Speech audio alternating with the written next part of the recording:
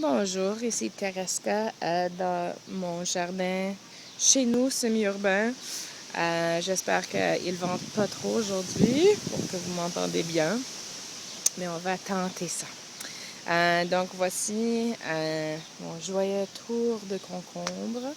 On va regarder plus à l'intérieur. Vous allez voir ici que le concombre a une fleur femelle qui est la fleur ici, c'est comme un bébé concombre et ensuite une fleur après.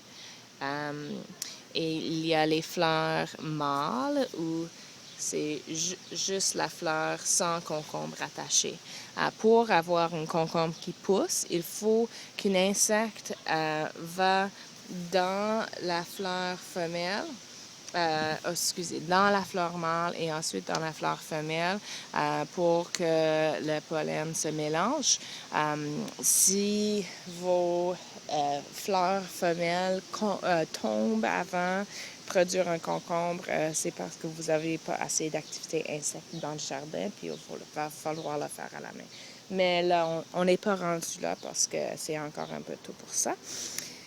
Faut encore regarder attentivement. C'est le temps de vraiment vérifier sous chaque feuille, regarder dans chaque fleur et vraiment faire attention de regarder pour la chrysomèle du concombre. Si vous avez reçu mon bulletin la semaine passée, j'ai attaché plein de photos sur la chrysomèle de concombre pour que vous puissiez la reconnaître parce qu'il faut vraiment enlever les œufs, les adultes, les chenilles de chrysomèle de concombre avant qu'il se... Vraiment, il y en a trop dans le jardin. Ça a l'air que j'en ai pas. Donc, j'espère que ça reste comme ça. Cette année, c'est moins pire que l'année passée pour ça. Il faut aussi regarder très attentivement pour... j'ai un blanc de mémoire sur le nom en français. Je suis très désolée. C'est powdery mildew en anglais. L'oseille, je pense. C'est ici. C'est une maladie. Ça a l'air des petites taches blanches sur la feuille. Ça, il faut vraiment enlever les feuilles atteintes avant que ça se répande dans le jardin, parce que ça se répand très vite et c'est très difficile d'enlever d'une autre manière. Donc, juste enlever les feuilles affectées, les jeter à la poubelle, puis laver vos mains après. Pour ne pas répandre cette maladie dans le jardin. Ça affecte juste les concombres, les melons, les courgettes. Mais c'est une maladie qui est très difficile. Donc, enlevez les feuilles atteintes, s'il vous plaît. Comme vous voyez ici, moi, j'ai déjà attaché mes tomates sur le treillis parce que j'avais pas beaucoup de poignons de mange-tout dans le jardin. Si vous avez de l'espace, il faut juste prendre le bout croissant de la tomate, puis faire le tour du treillis, du filet. Il faut faire ça à chaque semaine. Donc, ça, c'est une tâche qui s'en vient pour les tomates. C'est un peu tricky cette année parce que l'été chaud a venu très vite sur un printemps très froid, très tardif. Donc, on a un peu plus de overlap. Mais là, c'est vraiment le temps de manger vos pois mange-tout pendant qu'ils sont là parce qu'on ne va pas les avoir dans le jardin pour très longtemps. Vous voyez, ça commence déjà à jaunir en bas. On commence à perdre les feuilles en bas de la vigne. Donc, ça, c'est signe qu'il va falloir les enlever bientôt pour faire de l'espace pour les tomates. Il faut aussi enlever les gourmandes. Donc, voici, on voit une petite gourmande. Ça, c'est la tige centrale ici. Ça, c'est la feuille. Et ici, ça, c'est la gourmande. Ici, qu'on enlève. Si on ne les enlève pas, ça devient une grosse branche comme celle-ci. Donc, voici la tige centrale. Voici les fleurs qui vont devenir les tomates bientôt. Voici la feuille, ici. Et ici, dans la fourche entre la feuille et la tige centrale, vous avez une très grosse gourmande. Vous voyez, ça fait une autre feuille, ça fait une autre bout croissant. Ça va faire d'autres fleurs, d'autres tomates. Si vous avez de l'espace sur le treillis, vous pouvez garder quelques gourmandes. Donc ça, c'est ma règle. C'est, vous voyez, moi, j'ai une tomate ici. J'ai une autre tomate à côté, mais entre les deux, j'ai encore un peu d'espace. Donc, je vais juste mettre cette gourmande sur le treillis, mais j'aurai plus d'espace pour d'autres gourmandes après, d'autres branches de tomates. Donc, tous les autres gourmandes qui viennent de cette plante-là ou de l'autre plante à côté, je vais les enlever. Vous voyez ici, voici quelques tomates qui commencent à pousser. J'ai planté mon jardin assez tard. Donc, vous en avez peut-être entre vous des tomates qui commencent à mûrir bientôt. Ça, les pois mangent tout. Il va falloir les récolter le plus possible et ensuite enlever les vignes quand vous en avez eu assez. S'il vous plaît, continuez à manger votre chou kale, votre bêta-carbe en enlevant les grosses feuilles à l'extérieur. Et regardez aussi si vous avez des haricots nains dans le jardin. Voici quelques fleurs qui commencent à pousser. Donc, il y a peut-être entre vous qui ont des haricots grimpantes ou des haricots nains à récolter.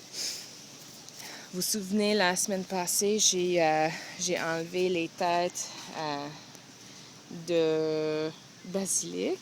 Donc, voici ici, là où j'ai coupé.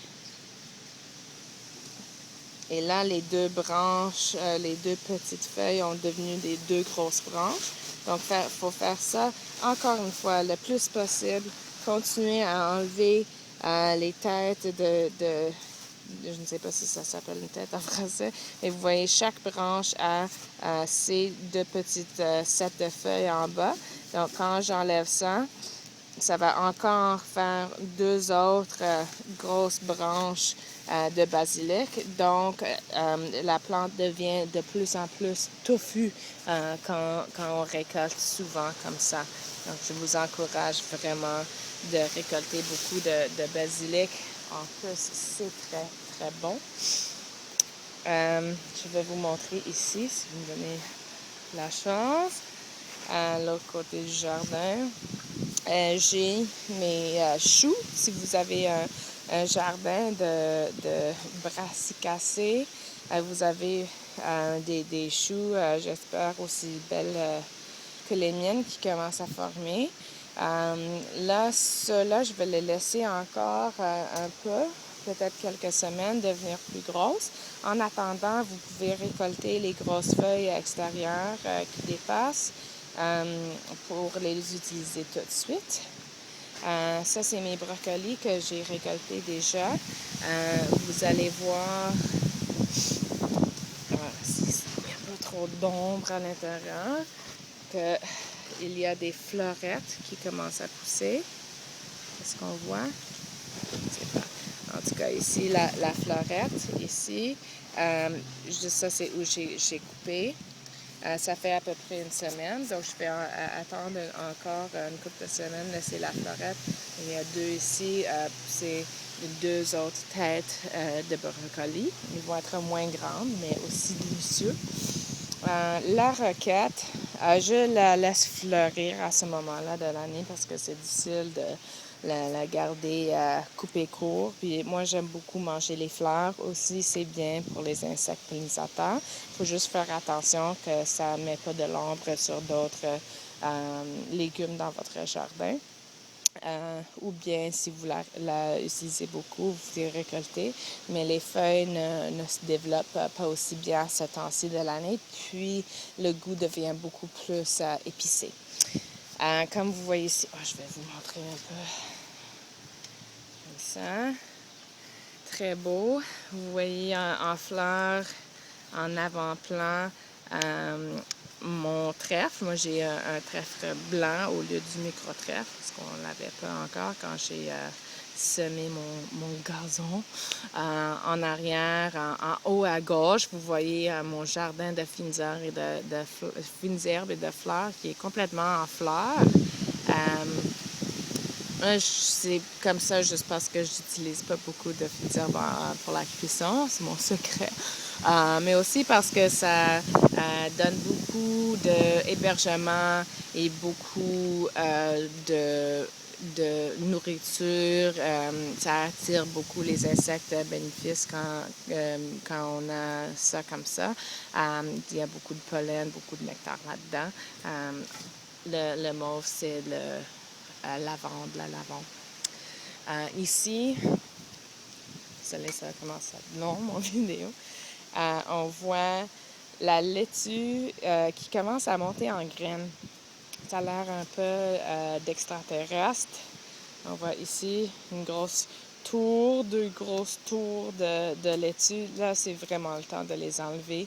On peut juste prendre en bas, trouver le bas de la plante, puis l'enlever par les racines. Laisser la terre dans le jardin. Puis là, manger ça comme une belle grosse salade. On est dans les dernières salades de cette plante parce que les feuilles vont devenir de plus en plus amères. Ça prend beaucoup d'espace dans le jardin, ça met de l'ombre sur les autres plantes. C'est vraiment le temps de les enlever. On va bientôt remplacer les laitues avec d'autres plantes. La plantation d'automne va être soit à la mi-août ou à la fin août, début septembre, dépendant du temps qu'il fait. On va attendre que ça devienne moins chaud. Donc, aïe pas peur, on va remplacer les laitues bientôt avec d'autres. En attendant, vous avez la bêta-carbe, le chou-kale et aussi les feuilles de betterave pour manger dans vos salades. C'est très bon. Donc, ça, on peut les enlever. J'imagine, entre vous, vous avez des belles grosses betteraves rendues là. Parce que moi, encore une fois, je l'ai planté les miennes assez tard. Pour voir si la betterave est prête, il faut juste faire gratter un peu avec son doigt, voir si c'est assez grand à votre goût. Celle-là, moi, je vais la laisser encore un petit peu. Probablement plus parce qu'on ne va pas manger des betteraves ce soir, mais aussi parce qu'elle va grandir encore un peu. On peut enlever les grosses feuilles extérieures pour les ajouter aux salades. Même chose pour les carottes. On peut faire juste creuser un peu avec son doigt, voir si la racine est bien formée, si c'est le temps de l'enlever. Vous allez voir ici que j'ai pas bien fait mon entretien du jardin, puis j'ai encore des scapes. Le mot en français m'échappe, je m'excuse encore une fois. Rampe. De garlic. Mon mari, ça c'est Sean, bonjour, dit des rampes. Mais ça, les fleurs d'ail, ça c'est ce que j'avais dit, les fleurs d'ail, faut vraiment les enlever. Celui-là est rendu très grand, puis la fleur est entrée, elle va ouvrir bientôt, puis ça bouffe énormément d'énergie, puis la production de la tête va être beaucoup plus faible si on laisse la fleur comme ça. Voilà une autre qui est beaucoup plus petite. Mais on regarde, voilà la tige centrale de l'ail. Voici les feuilles. Puis on enlève la fleur au complet. Ne la jetez pas. Ils sont vraiment délicieux. Ça se mange très bien avec des pâtes, comme un pesto, dans un sauté, n'importe quoi. Ça goûte l'ail. C'est très, très, très bon. Les oignons sont rendus très belles aussi. Ça, c'est pas prêt encore. On peut les récolter si vous voulez manger des oignons plus jeunes. Mais tous les verres d'oignons comme ça, éventuellement, ça va brunir et commencer à tomber, commencer à mourir. Ça veut dire que l'oignon sous la terre est prête.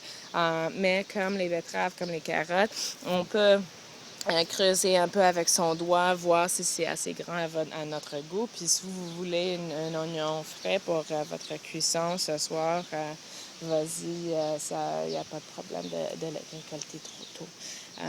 Juste en finissant, je vais vous montrer mes framboises. Je suis très fière. Ça, c'est des framboises qui ont été ici quand on a acheté une maison. Je pense que ça fait au moins 10 ans qu'ils sont là. Mais cette année, on va avoir je pense, milliers de framboises. J'ai très hâte.